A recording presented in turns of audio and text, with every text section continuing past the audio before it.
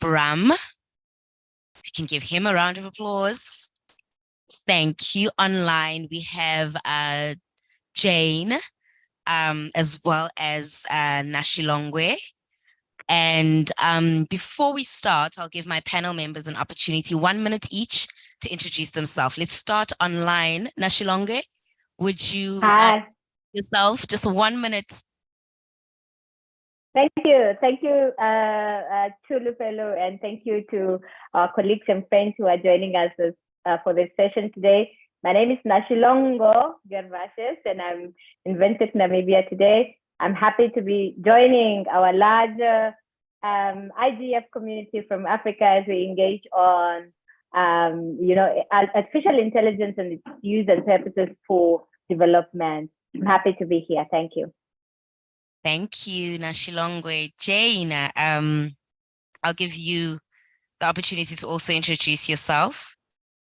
Good morning, good afternoon. Many greetings from Washington, D.C. My name is Jane Munga. I work for the Carnegie Endowment for International Peace, where I'm a fellow in the Africa program focusing on technology and digital transformation. So happy to be with this panel to discuss issues of AI and socioeconomic development. And back to you. Thank you. Thank you. I'll give over to Bram to also introduce himself. Thank you. So my name is Bram. I am the MAG member with the Global Internet Governance Forum, but I'm also the convener or the chairperson of the Malawi Internet Governance Forum. And I'm a member of the Digital Coalition Working Group in Malawi, which is a civil society organization just coming together and advocating for digital rights. Thank you. Thank you. Dr. Hilda? Oh, thank you. It's a pleasure being here. My name is Hilda. I am working with UNECA as a digital transformation expert.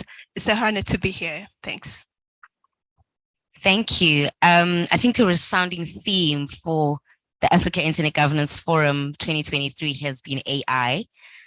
Much of the discussions have been around AI security, development, and such. However, I think one of the key issues that we've been tackling is just the Global South, particularly Africa's lagging behind in developing frameworks for the use and application of AI. So I'm just going to dive right into my questions, considering that we don't have enough time. I'll start with you, Nashilongwe. Considering the growing interest in AI in Africa and its application across sectors such as health, education, and agriculture, etc., what is your personal analysis on the future development and the application of AI in the region? Thank you, Tulufelo. I think my own analysis has to do with, I think, a message that has been coming on very strong for the rest of this conference, and I've been listening in from Windhoek. It's really issues of capacity, but also the issues of development of artificial intelligence technologies themselves. That could be our major challenge for the Africa region, particularly as most of the applications, most of the technologies that we use for artificial intelligence, whether it's in the health sector, education sector, transportation, and the others, are really not homegrown to a large extent. Of course, there's those isolations where, there's instances where these are developed and used within the region, but I think that remains the challenge. The other challenge is related to policy priorities by the policymakers. I'm sure my colleagues will be able to share as we go that we have a scenario where largely throughout the continent, there's some countries and some regions that paying priorities or paying attention to the issues of emerging technologies, and there's some part of the region where it's not a priority, and that's also because we have those competing issues within the African region. And so perhaps there's a good way that my colleague Jake would put it, obviously, to say, is it really a bad thing that we're not prioritizing, for instance, AI policy for implementation or for focus as African countries, or is this an opportunity? So the challenges are really large: issues of capacities, issues of skills, issues of developing AI technologies that meet our needs as African countries, as in compared to uptaking and using technologies that were built somewhere else for different purposes, and leading us to use it for different purposes and negative purposes for that. Plantina, let me end here and hand it over back to you. Thanks, Nashilongwe. Capacity, skills, delay in the development of frameworks. What other potential concerns, and I'll direct the question to you, Dr. Hilda, what other potential concerns surrounding the effective use for the development of AI in Africa would you like to point out to us, and maybe just give one or two areas or ways in which we can mitigate these risks? Thank you very much. As Nashilongwe just said, most of AI is basically supported by data. We need data to be able to run these AI algorithms. But looking at our continent currently, based on 2022 data, it seems like only 40% of Africans are online. So we have a huge number of Africans, more than 50%, that are not online. So whenever we are using this algorithm for what we have right now, we are leaving out this population. So I think first thing first here, if we want to be able to use AI the way we want to use for development, be it in health, be it in education, be it in financial inclusion, be it in e-commerce, first of all, we should also work on this, making sure that this population that is left behind is coming online. I think that's the first thing as we move forward. But also, in addition to that, Nashilongwe touched about policies.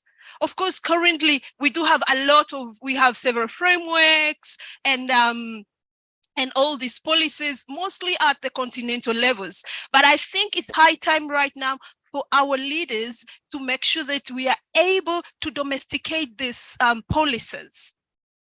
And that probably may need our leaders to do a bit of work to see which laws can we adopt and how can we adapt. There are laws which can be applicable in Kenya, but not in Mauritania, probably not in Comoro. So we really need to make sure that we build capacity in these member states to be able to adopt to these policies in a way that they can be helpful, not just copy and paste.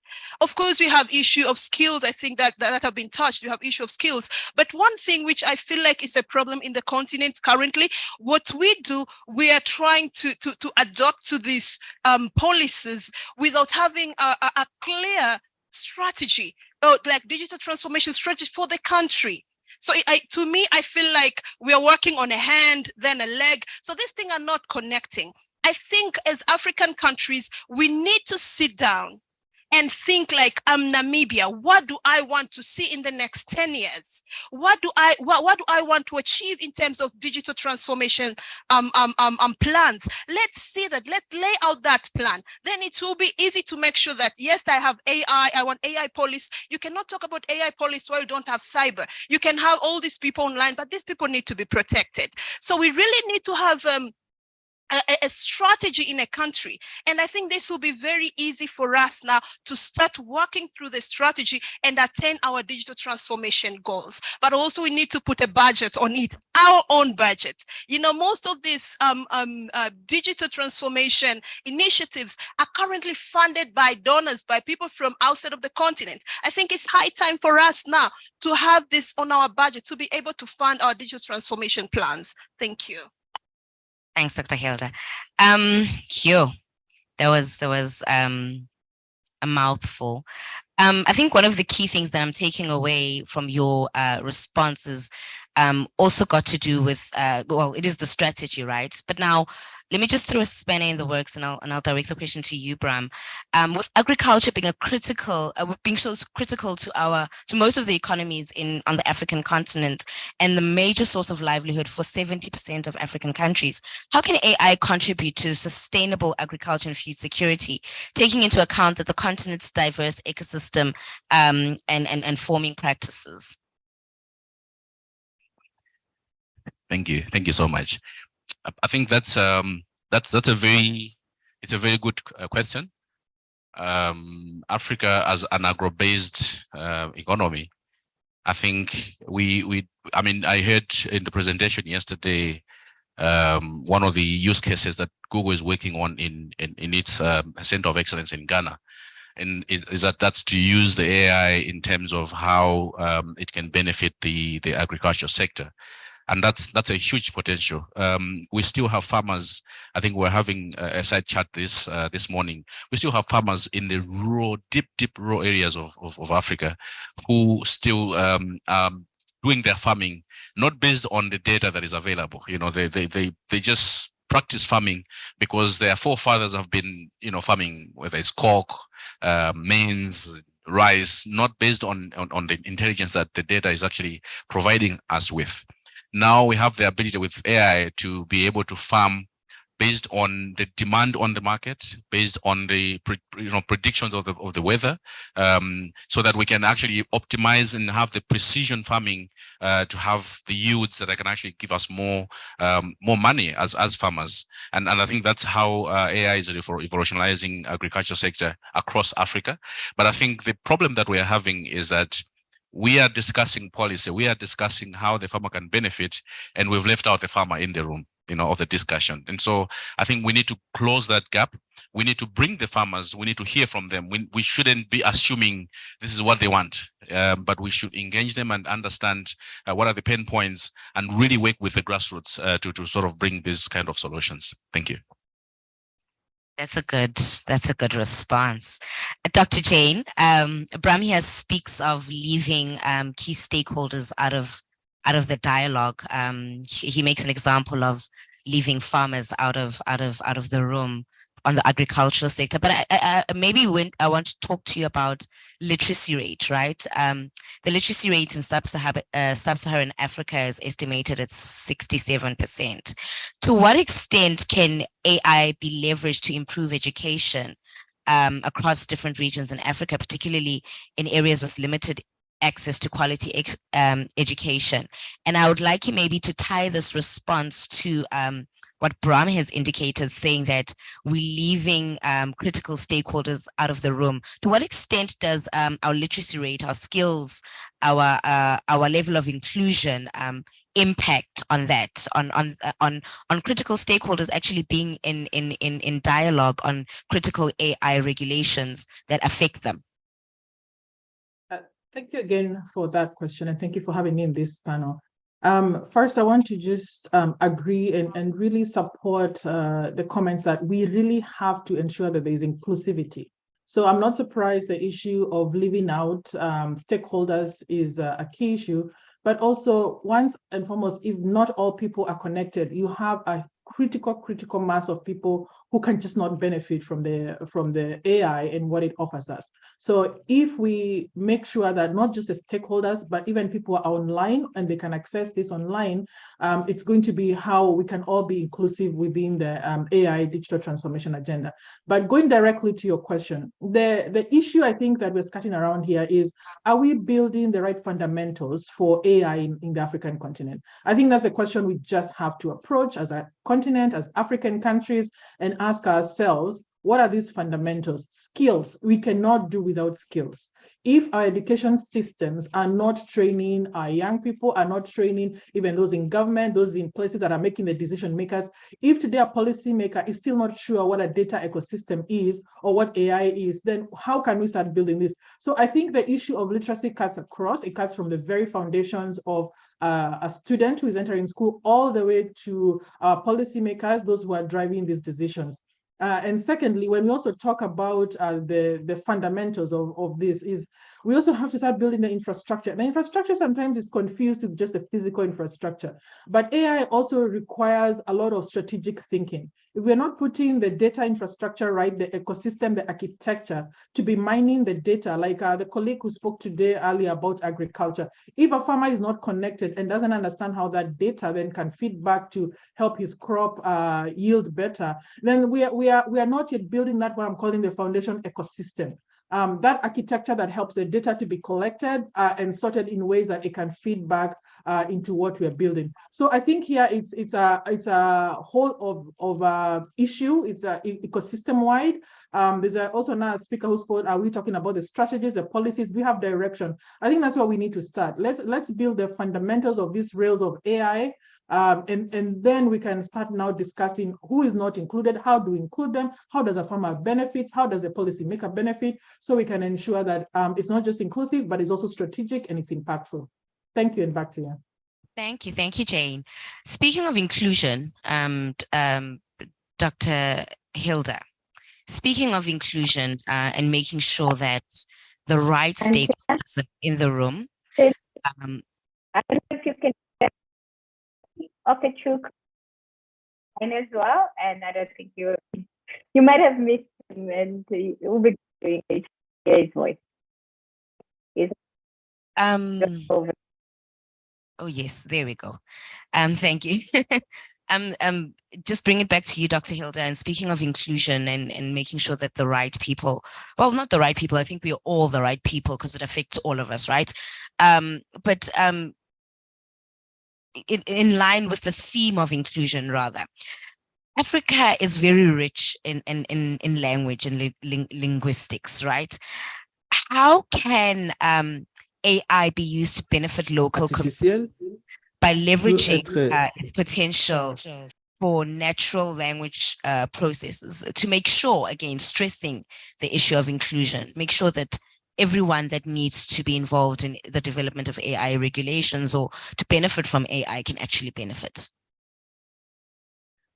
Thank you very much. I think we touched a bit about the skills to be able to use, because in Africa we are rich in languages, yes. And one of the barrier even for business, now we talk about after, but if somebody from Tanzania, it's really hard to trade with somebody from Senegal because we are dealing with Anglophone and Francophone, and it's become more crazy when you have to deal with Lusophone. So we have all these issues, and I really believe that AI can support, apart from just this international languages, we have also our local languages. And what we need to know, I think Dr. Jane spoke about it, we really need first to have skills and to be able to use those skills now to develop these algorithms that can be used to translate these languages. So even if I speak Kiswahili, I can easily talk to somebody who is speaking Yoruba, and we can trade using AI. So I think it's a matter of making sure that we develop right skills to our people. And I think one of the things currently, UNECA, we have an AI center in Congo Brazzaville, and these are the things we are trying to bring up. These are the African issues. We are trying to see what can we do in Africa to promote AI development, and I think that's where we can start. But the important thing is to build skill to these local people to be able to use our own languages, to use AI to translate or to interpret these languages to facilitate trades and other things in the continent. Thank you. Thank you. So skills is a resounding theme again in the development, the application, and the use of AI in Africa. I want to bring my question to you, maybe then again, Bram. You brought in the issue of agriculture, and I just also maybe want to throw the impact of climate change even on agriculture, right? As we see, the climate is changing, I think, everywhere. I think if you've been following the news, you would have noticed that climate change is upon all of us. It's impacting everything. So as climate change, poses a significant challenge to development, what role can AI play in addressing environmental issues in Africa? No, thank you. I feel like I needed this question because because so at the beginning of this year, for all of you who were following the news, Malawi was hit with Cyclone Freddy. And so thousands of people died and thousands of people are homeless. Up until now, we're still grappling with the aftermath of Cyclone Freddy. When it rained continuously for almost a week, and you could look at the affected areas, all you could see is just water. You know, like you couldn't see the cell towers, you couldn't see the road infrastructure and everything else.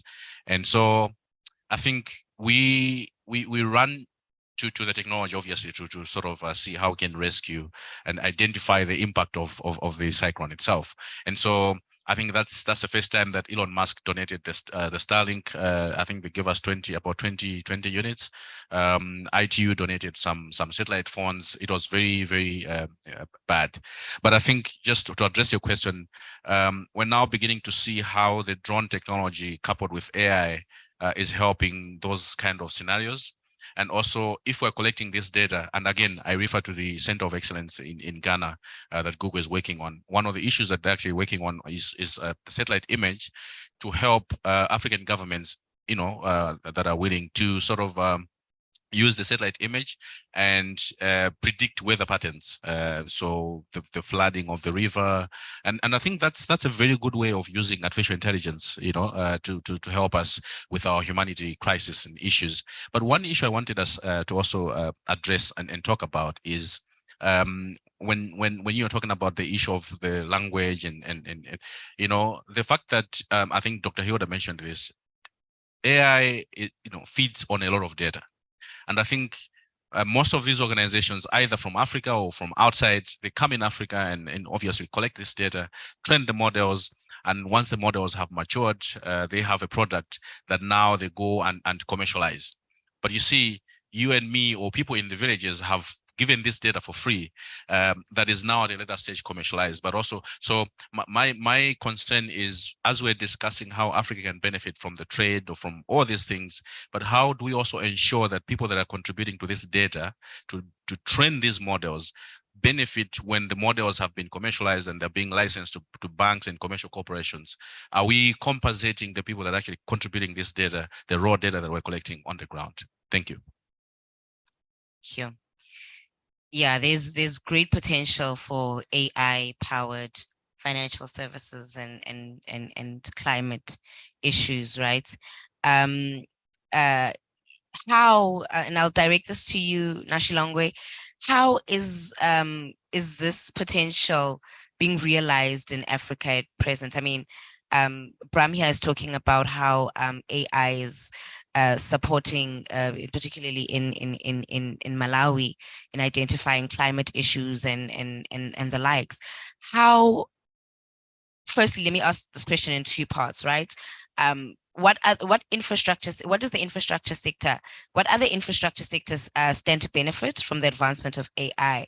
But secondly, how can we also leverage on financial services to promote financial inclusion and development using AI?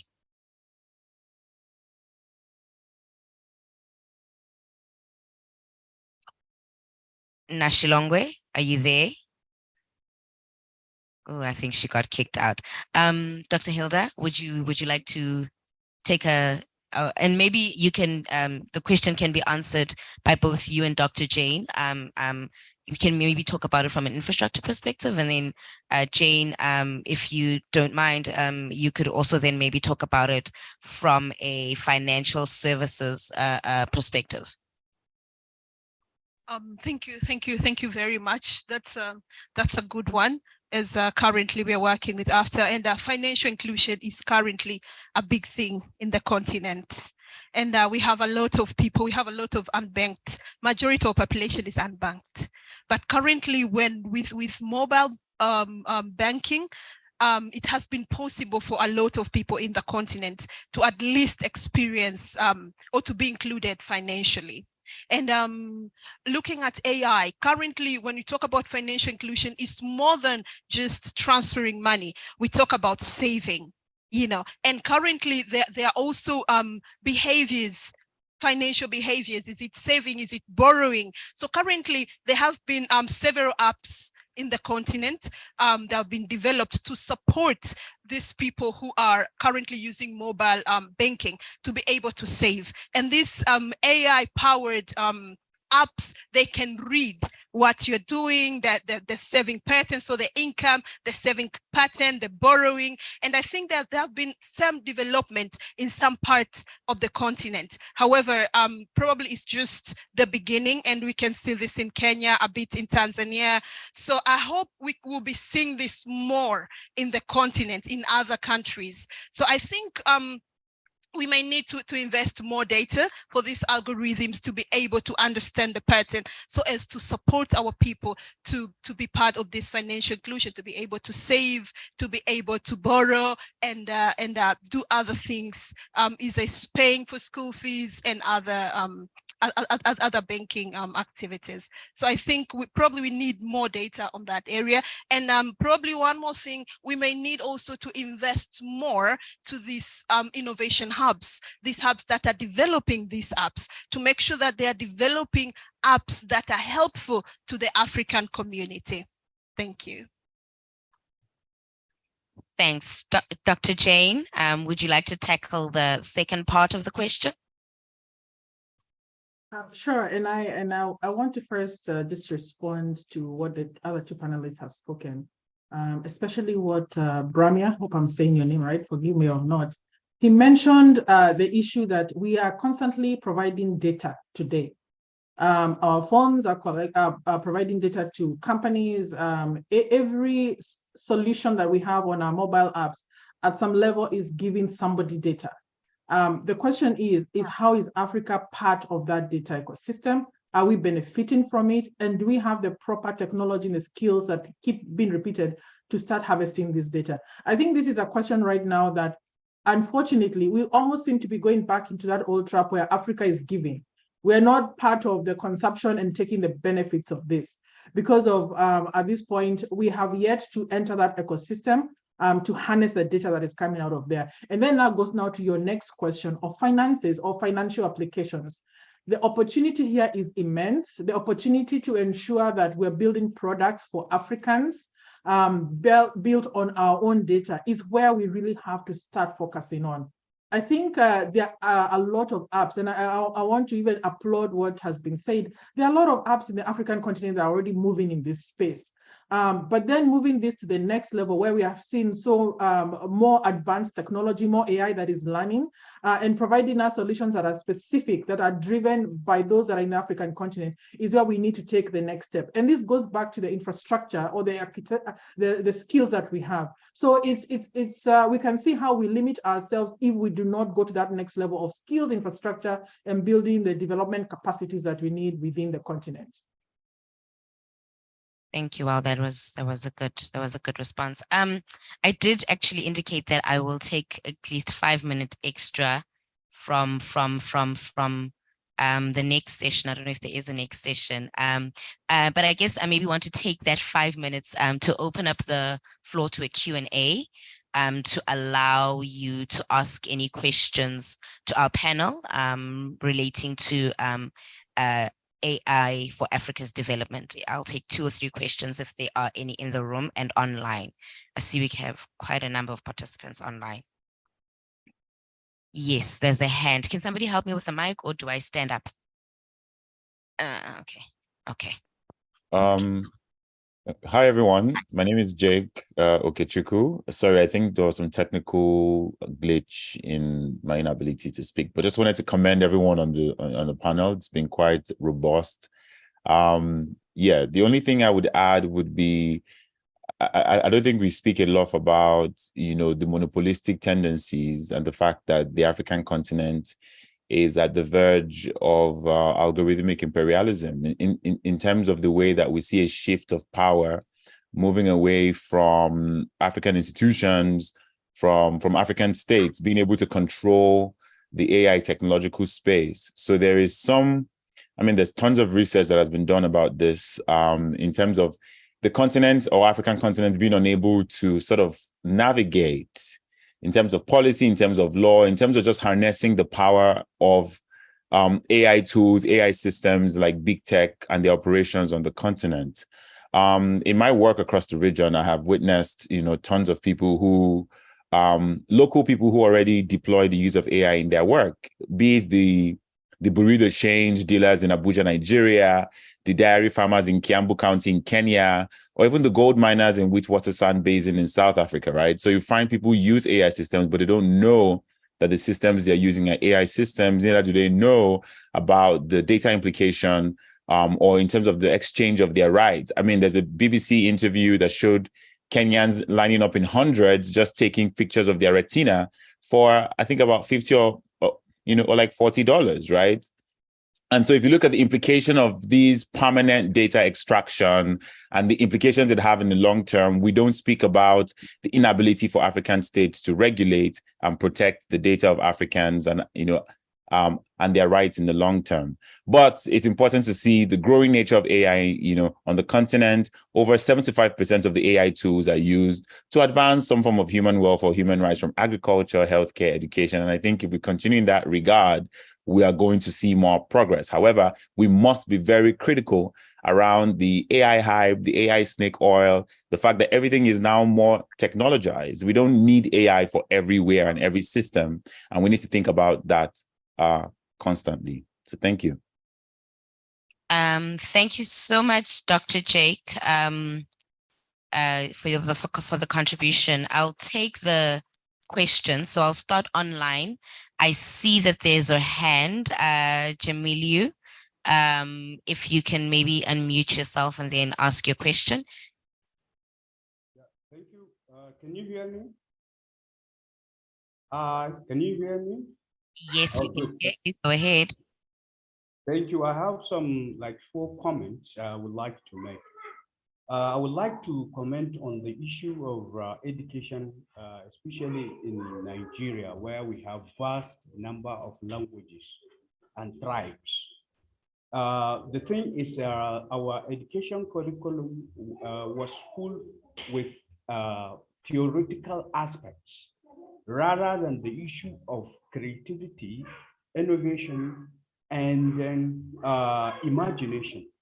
So the student need to be taught the aspect of imagination, the creativity, and innovation. Without these 3 fundamental things, we cannot create anything, regardless of the area, AI, technology, and so on.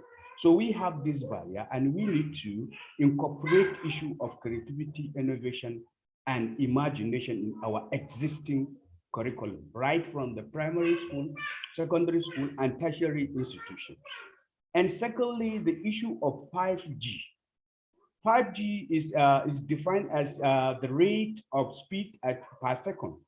That is the 5G we are having now in Nigeria. I have seen reports that the telecommunication industry, that there are about 5,000 subscribers for 5G. So it's really, really small.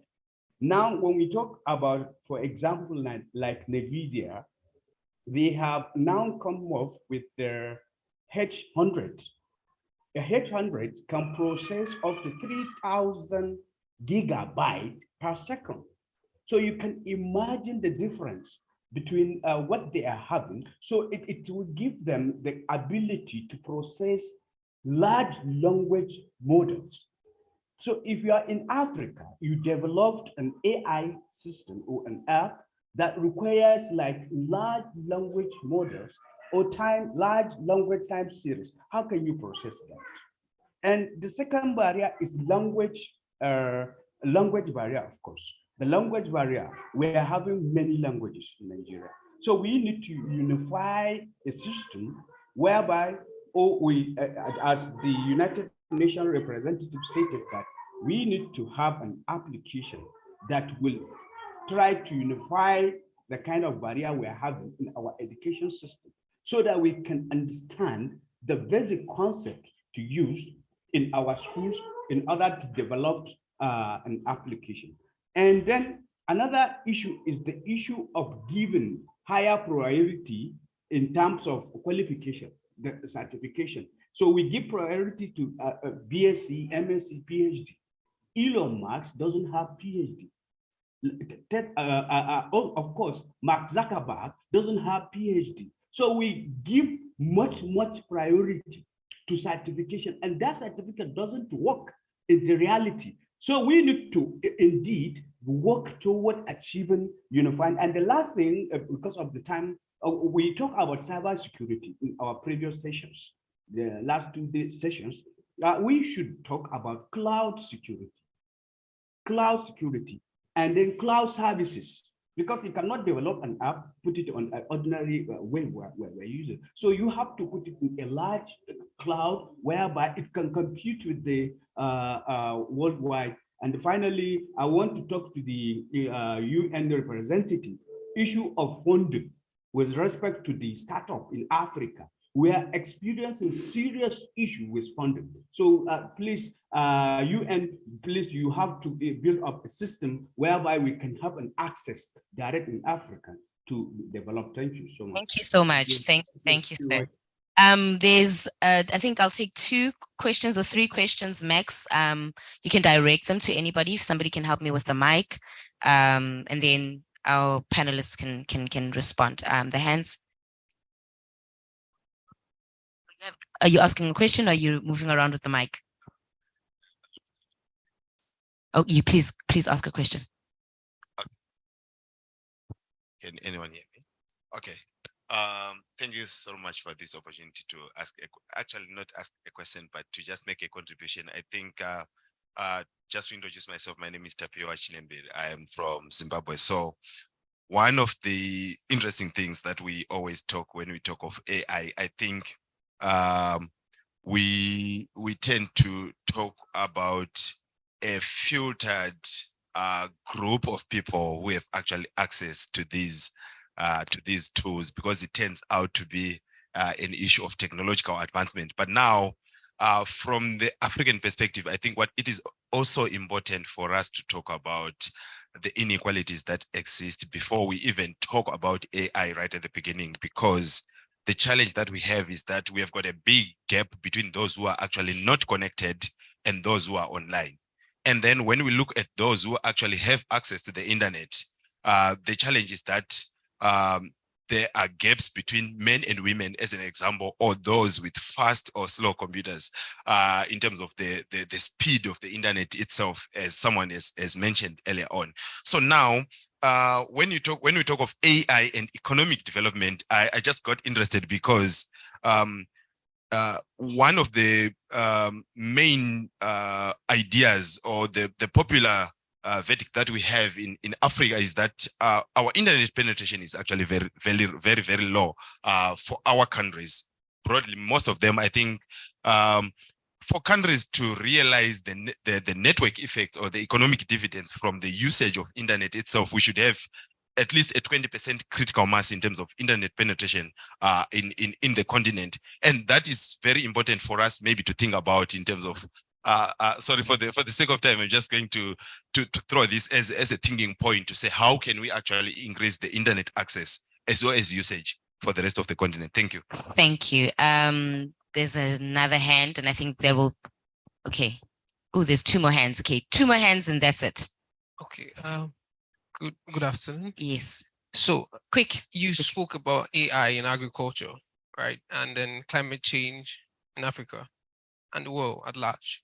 Now, looking at the fact that AI is growing rapidly, it's metamorphosing, and we have the problem of climate. Is there a way that you're using AI to advance seedlings, all right, and methods of farming using AI, so that when we have this climate change difficulties, problems, because we've used AI to forecast and see the future, let's say 30 years or 20 years ahead, how can we use, is it possible to use AI to be able to do those things? Okay, question at the back, question at the front, and lady there. I'll take you. Hello, everyone. Thank you for the opportunity. My question is actually because we have been discussing more about AI And the issue I happen to capture is we don't talk about data engineering. Data engineering actually is one of the most basic things to consider first, because all AI models happen to get their feedbacks from data. So is it that are we going to like embed this thing as part of our curriculum in African universities or research centers to develop a curriculum for data engineering, so that all the AI models will be feeding based on the particular clean data set that they are supposed to be trained? Like for instance, now, if you talk about the face recognition systems, we mentioned about severally that we are experiencing a kind of bias, more especially when it comes to female recognition. So, but when sampling with another like diagnostic models, you see, because we don't have any like skin color and some other factors to be considered, like those models are far better than the face recognition systems. Thank you. Thank you. Here. Okay, the lady there had a question. Gentleman will be the last. My name is Chine. I'm a nutritionist, and when you talked about food insecurity and all that, I got interested in it.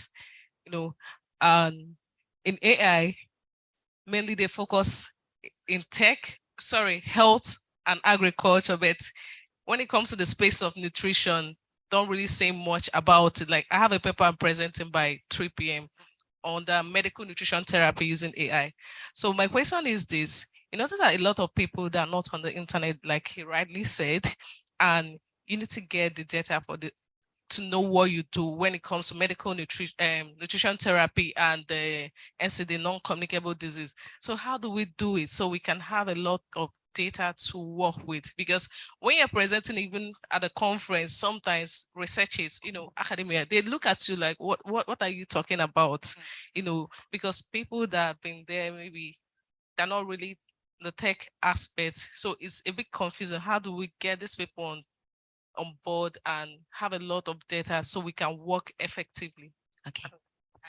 Gentlemen, and I think maybe I'll ask the panel members, concerning the fact that we are stealing into another group's time, to respond to the comments and questions with their parting shots so that we can close. Okay. Maybe I could quickly just respond to the last question. But before that, someone said something about language. Sorry. Yes. Yes, I'll give everybody an opportunity just to jump in with their parting shot. So you'll have an opportunity. I just want to take all the questions first. Okay, sure. So, good morning, good afternoon, everyone. My name is Habaka Khalifa. I'm a development worker. So, what I want to talk about, it's about beyond talking, making it work, right? There's so much talks and conferences and seminars being held across Africa, right? Now, there's a very huge gap in the understanding of what you're talking about.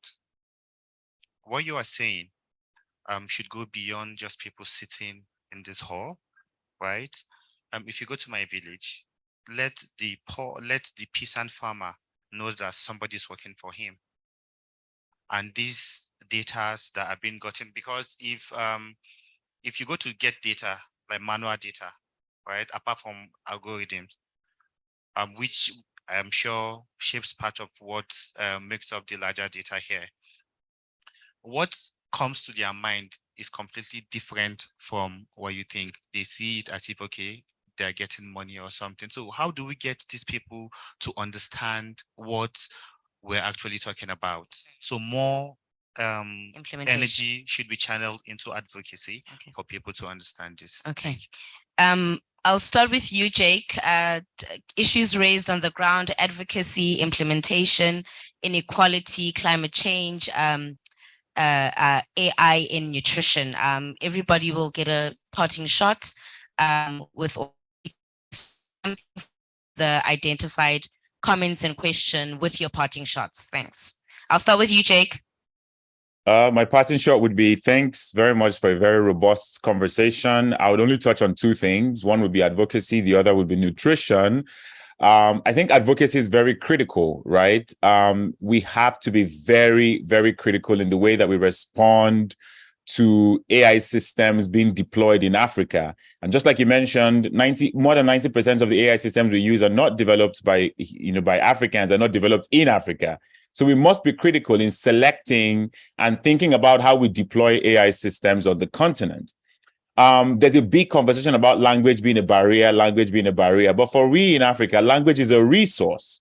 It's not a barrier, right? The fact that most AI systems are developed with either English, French, or like Mandarin should not be that we must kowtow to that. We must think when we deploy these AI systems, maybe we have requirements to say, look, if your AI system cannot translate from English to Hausa, or to Swahili or to Fulfude, maybe we will not be able to deploy it for like a national project. So we must rethink and advocate for more language inclusion.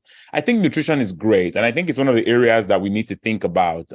There's so many people who are thinking of how the use of AI can help with predictive analysis to help patients predict their health outcomes based on the dietary habits. And I think this works phenomenally excellent well. I mean, there's been monitoring systems that help even from very young age. Like you find the use of smartphone apps equipped with AI to monitor patients' dietary habits in real time and predict what likelihood of disease they might face in the near future.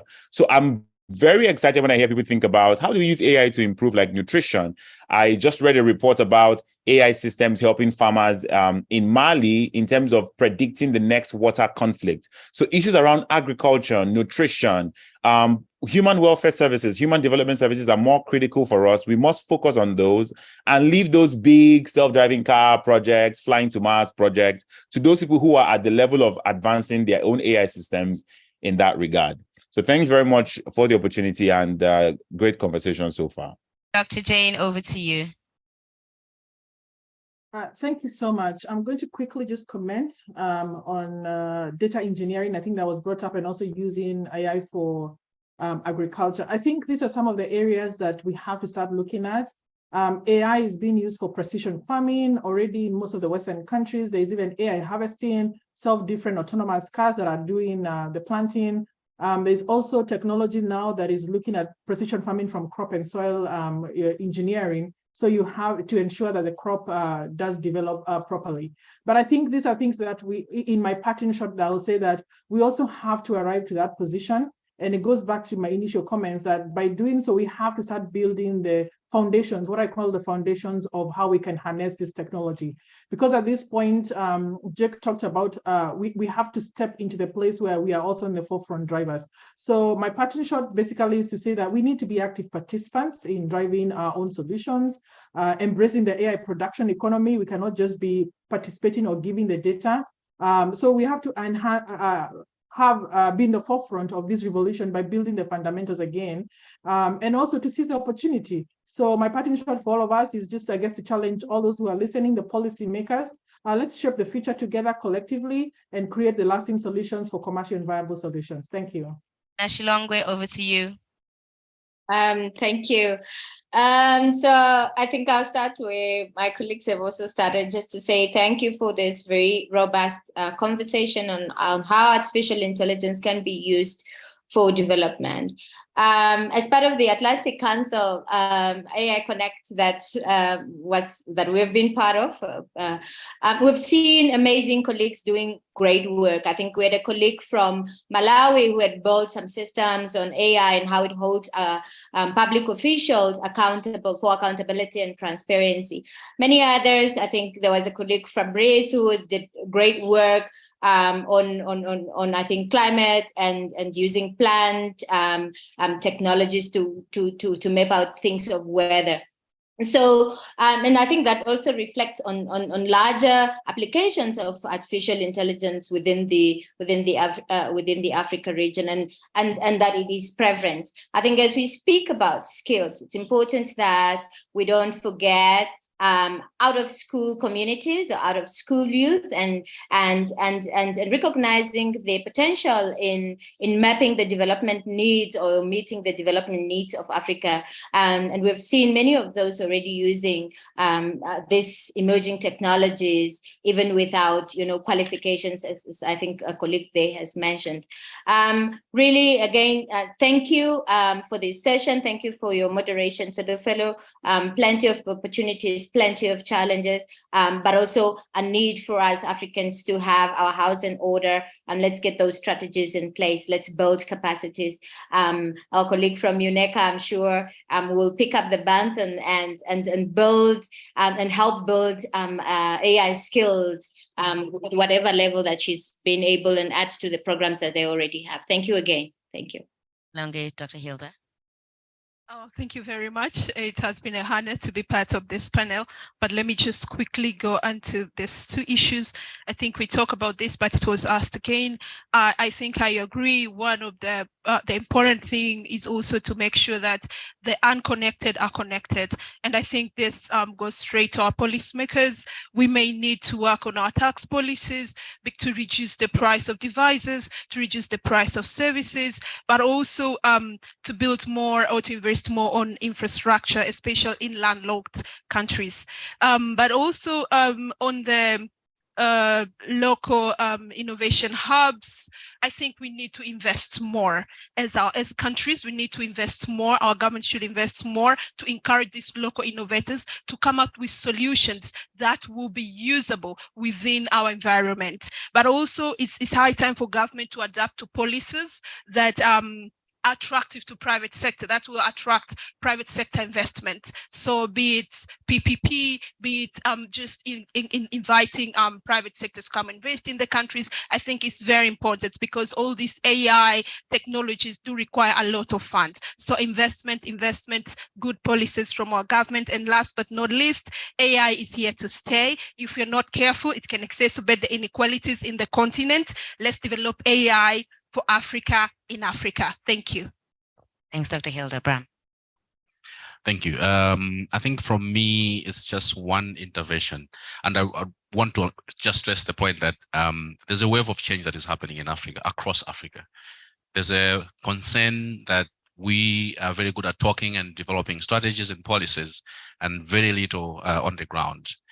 I want us to look at where we're coming from. Each and every country that we have today in Africa was not given to us on a silver platter. Someone had to, they shed blood, took it away from whosoever they need to take it away from.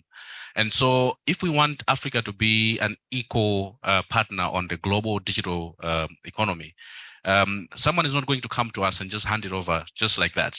We need to demand our space. And I think that begins with each one of us that is in this room. When we have these conversations at the regional level like this, let's take it at the grassroots level. Let it trickle down. Let's ask the right questions. Talk to politicians. When these policies are being developed, let's be there. Let's take a simple step. And I think internet has allowed us to be able to connect with people that have knowledge. And so you can be pushing for something in your own local community, but you don't have the expertise, the subject, that you're pursuing, but you can always connect with people that you've met at a regional level like this, conversations. But the most important thing is let's bring change in our own community, and Africa jointly, I think, is going to reap the benefits of those kind of collaborations. Thank you. Nashilongwe, Dr. Jake, Dr. Jane, Dr. Hilda and Bram for the robust discussion. Thank you to you for just being patient with us. I know we've gone a little over time, and this is where we draw an end to our session. Thank you.